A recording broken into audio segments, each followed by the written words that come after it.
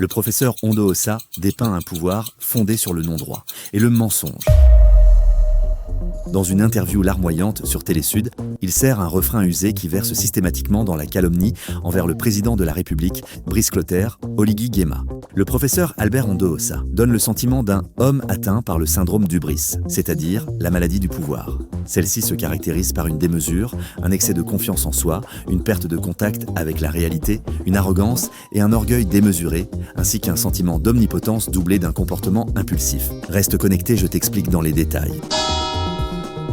Les sorties tonitruantes de cet universitaire, à l'ego froissé, ressemblent plus à une opération de chantage et de racket politico-financier qu'à une réelle opposition constructive. Dans cette interview fleuve à la Bongo TV, Télésud, Albert Ondo Ossa, l'homme atteint du syndrome d'Hubris, radote sur de pseudo-promesses non tenues par Brice Clotaire, Oligui Nguema. Pourtant, les avancées de la relance de l'économie sont visibles. Le respect des engagements internationaux de l'État, y compris le remboursement progressif de la dette abyssale héritée du clan Ali Bongo, la lutte contre la corruption et la relance des infrastructures, le paiement et la revalorisation des pensions de retraite, le règlement des rappels de solde des fonctionnaires et le paiement des cotisations sociales gelées sous l'Ancien Régime, le développement de programmes d'activités au profit des Gabonais tels que Taxi Gab et Gab Pêche. Qu'est-ce qui s'est réellement passé? Albert Ondo Ossa semble oublier que le coup de libération du 30 août 2023 a été plébiscité par 95% des Gabonais lors du référendum constitutionnel de 2024 et que le président de la République, Brice Clotaire, Oligui Nguema,